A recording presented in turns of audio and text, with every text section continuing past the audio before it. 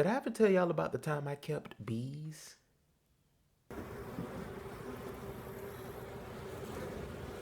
I didn't think so. Hey everybody, welcome to the Brave Vlogs.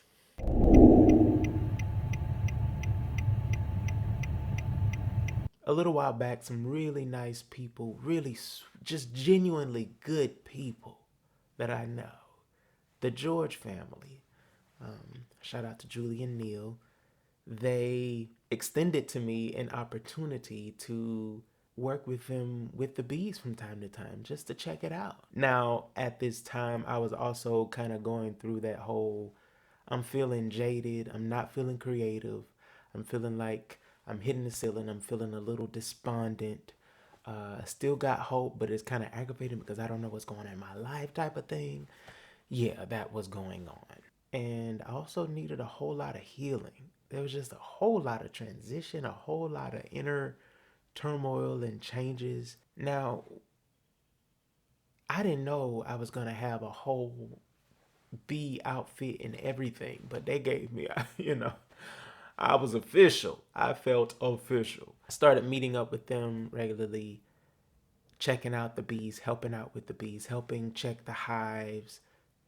They check the health of the hives. They are some really responsible beekeepers, and they're really good to the bees. And at first, I was pretty like, oh, I don't know about this. I just kept preparing myself for a big bee sting or something like that.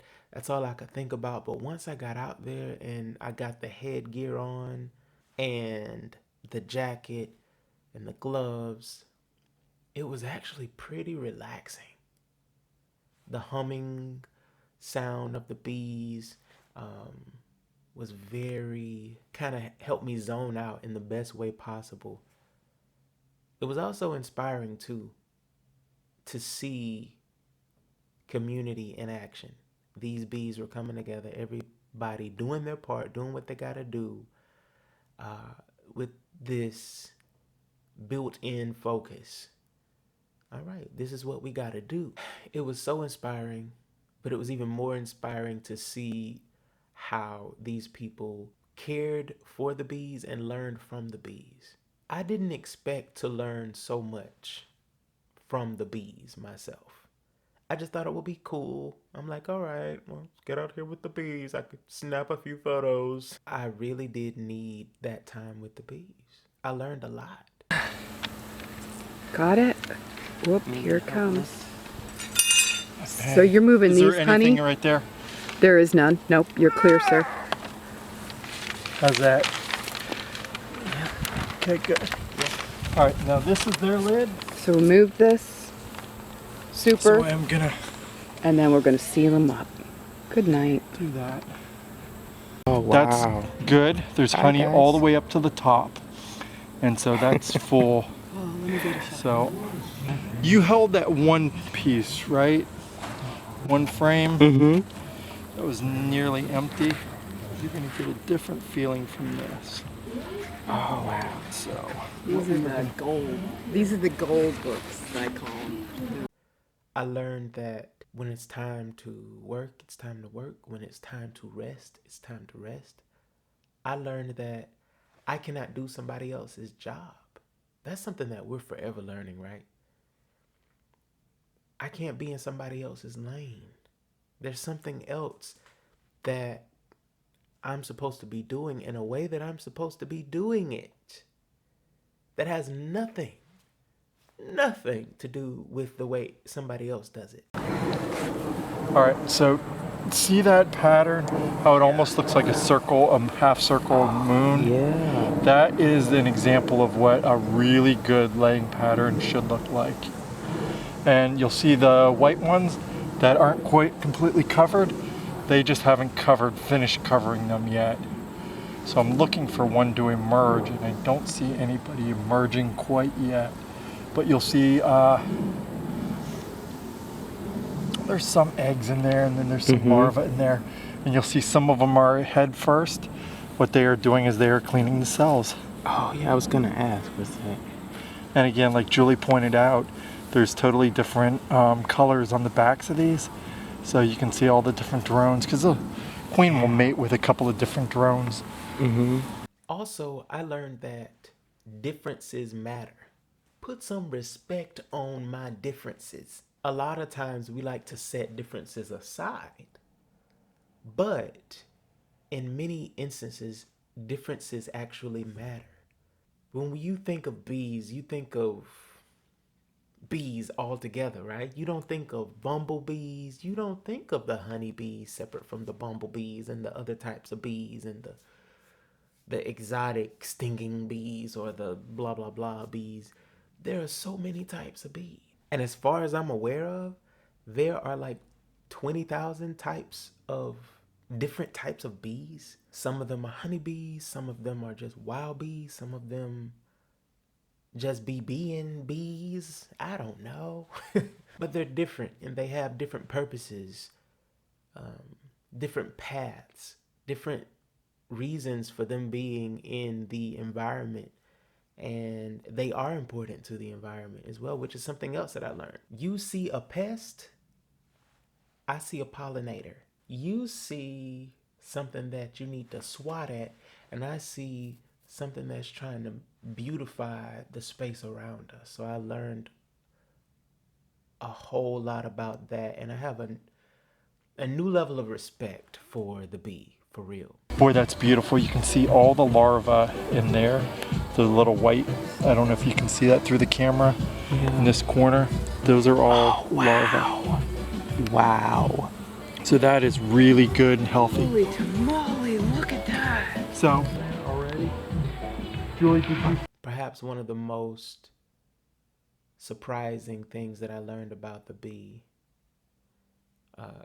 came from Julie while we were trying to get a little bit of footage and we were checking the health of the hive.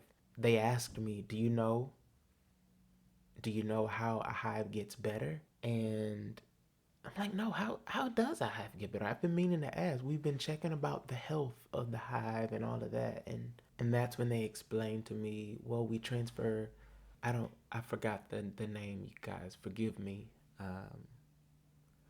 One of the slats, we transfer. So essentially you transfer a part of a healthy hive to a part of the hive that is not healthy. And the thing that makes it healthy, well, I did not expect to have one of my biggest revelations to date while surrounded by bees, but alas, I did. Honey heals the hive, and I needed that moment. Honey heals the hive. Honey. Sweetness. Soft, soothing, sweet, flowing honey. Honey heals the hive. You have to understand that this came at a time where I was being really hard on myself, and I was allowing others to come down hard on me as well for the way that I was wired, the way that I'm wired, the way that I'm living my life, the role that I play, the role and path that I take. And I was beating up on myself because I felt like, hey, I'm not getting the same results. Nothing's really coming together. Plus, I'm just a big forever healing from trauma ball or whatever. And in a moment, my perspective changed. Honey heals the hive. I was inspired to be kind to myself. I was inspired to lean into a deeper type of rest and have a restedness in all that I do. I don't know if you can believe this or not, but I feel like being around the bees didn't give me this sense of like panic. It gave me this sense of calm. Many people look at bees as these busy creatures who are also violent and annoying, which that might seem like the case sometimes. But bees are actually quite excellent because they're excellent at what they do. And through time, they've stayed within their lane. Each bee does what they naturally are supposed to do. And therefore, it's not hard for them. Therefore, it's not work for them. It's just doing what is inside of them to do, and doing so with an attitude of rest. If that weren't the case, then why was I so at peace when I was among the bees? They defend their stuff too. That's another thing I learned. I learned how to defend my work and start defending myself and defending my growth in a positive way, where it's not just me having to prove something, but it's me saying, no, you're not gonna look down on what I do. You're not gonna look down on who I am as an artist. You're not gonna talk bad. I'm not gonna talk bad about myself. I'm not gonna be disrespectful to myself. I'm not gonna do that. I'm gonna defend the hive. I'm gonna defend what I have built. Also, we were trying to find the queen. Baby, I must have been over there on 3 separate occasions. We did not locate the queen, but we knew the queen was there. Many of you are like hidden gems out in the open, and it's hard for people to recognize it. But it's okay. It doesn't mean you're not there. You're still there. You're still a queen. You're still a king. You're still magical. Anyway, I hope my time with the bees has encouraged you to stay in your lane and move in the way of rest, and to be kind to yourself, and to defend your growth, and to be still and be loved and be healed. Honey heals the hive. I love that. So I'm gonna go chew on that. Y'all go drink some water, go get some good sunlight, and stay brave. And stop killing the bees. We gotta stop swatting the bees. We gotta stop. They play an important part. You want the flowers. Oh, you want the flowers, but you wanna keep killing bees. You want your botanical gardens and your beautiful vacation spots, but you wanna swat a bee. Oh, bee swatters. Oh, see, because we want the flowers, right? But we don't want the bees. Let that sink in. Let that sink in. We've taken honey, a frame or like a drawer of honey from the Strong Hive. Super.